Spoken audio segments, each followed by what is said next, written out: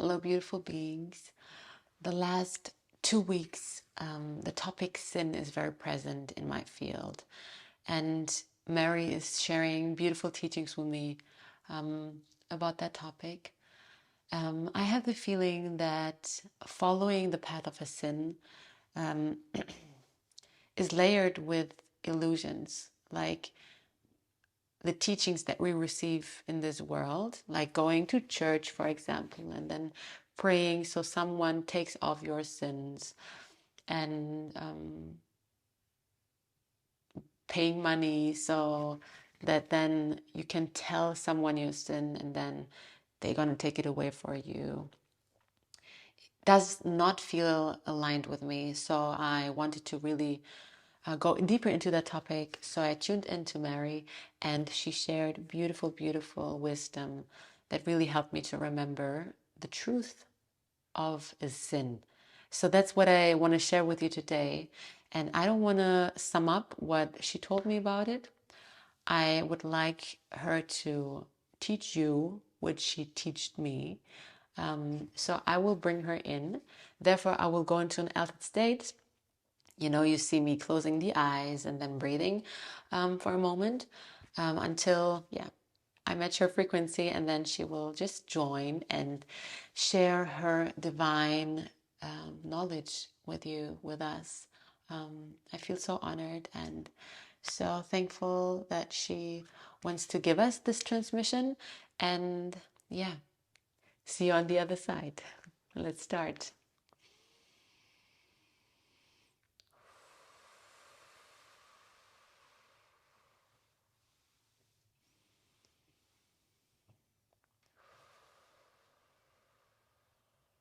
My beloved child, you were never a sinner, for you will never be a sinner. A sin is the path of illusion.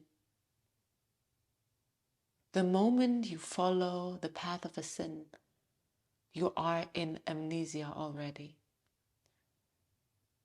You have forgotten of your divine essence.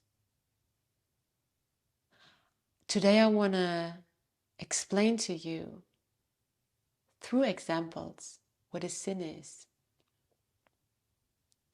So there were moments in our lives where we felt the impact of someone telling us something happening to us that made us believe that something is not okay with us, that we're not whole. And I want you to see it as if you are this whole seed. You are this whole seed. And there is an impact happening. And through that impact, an illusion starts. And this illusion looks like the wholeness goes away. And instead of the wholeness, a shadow comes in. And this shadow could be the thought that you are not enough. The thought that the way you are is not good enough. This one is one that the whole world is experiencing very strongly right now.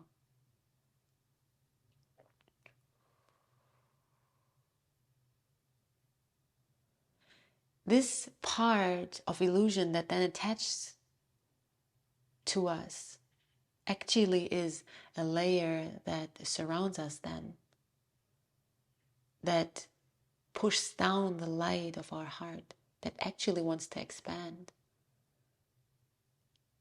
This part that attached feels attracted to the energy and the frequency of a sin. Because the sin tells us that if we follow its path, we're gonna feel full again. So for example, it shows us that when we eat more, we're going to feel better. So we eat and we eat and we eat endless amounts of food without feeling better. Because the core energy of a sin is life-taking, not life-giving. But it is in resonance with the part that we trusted that wasn't us at first place. The amnesia that made us believe we are unworthy or not enough attracted the path of the sin. And because the sin is life-taking and not life-giving, when we follow it, we will never feel whole. Just brings us even more away from the source of connectedness and wholeness that we are. A sin and following the path of a sin can never diminish or decrease the essence of love that we hold within ourselves. It can just layer it so that this spark of light can't expand easily anymore. So that's why we then feel heavy, frustrated, and all the emotions that pull us down into suffer.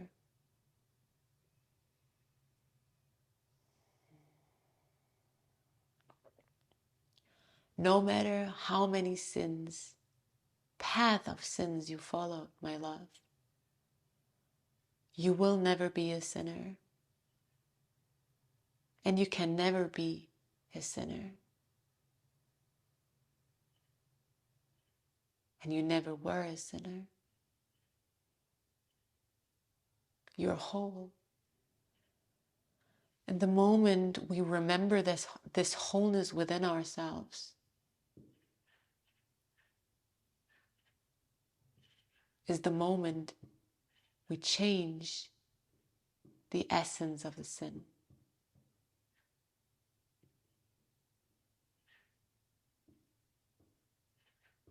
We let it go.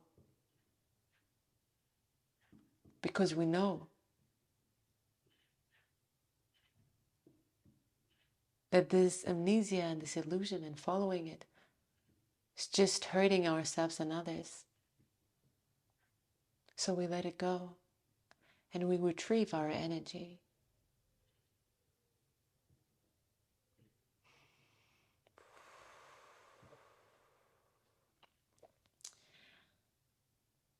So I sat down with Mary and I asked her what we can do as human beings if we follow the path of sin and hurt somebody else or maybe ourselves, and what we then can do. And I want to share with you what she answered.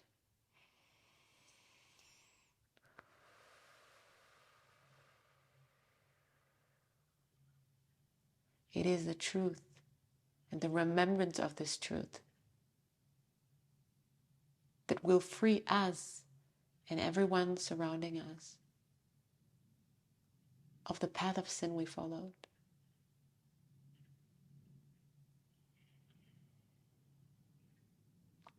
If we see through the eyes of love, of truth, we heal the world around us. We have compassion for ourselves and the amnesia that we were trapped in for such a long time. We see the other person that we may be hurt in this reality for what she really is. We have compassion with the pain that they felt through us, for it was just a projection of our own hurt.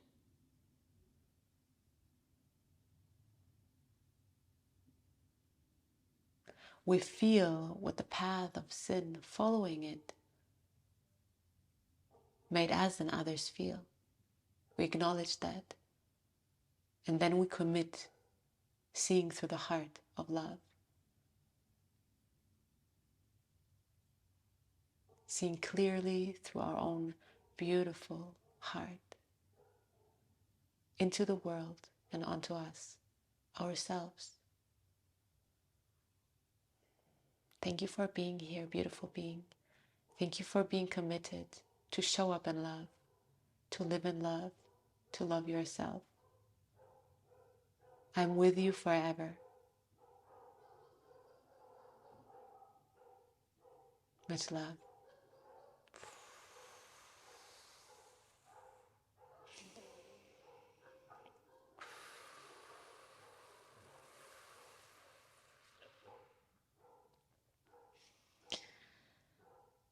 The dogs are feeling it. I don't know if you can hear them. Yeah. It's so beautiful. I don't know how that felt for you, but it feels like it's such an heart-opening transmission, and it activates me so much every time I hear it.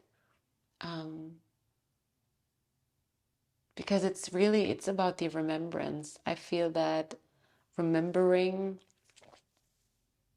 the essence of who we are is so powerful, and it is one of the most beautiful things we can do is remember our wholeness and not being trapped in this forgetfulness. Isn't it interesting that forgetfulness is saying forget the fullness, forget the wholeness? That really hit me when I understood, like, it is forgetfulness. Not full of forgetting, but forget the fullness, you know? Yeah, I love how much language, like, can show us as well the truth, you know, when we really listen, when we really look at it. Yeah, so I loved this and I hope you enjoyed it. I love you very much and I'm looking forward to connecting with you soon. Yeah, if you have any questions and you want to connect, please mail us the mail you find down there. And yeah, looking forward to connect with you soon. Bye, love.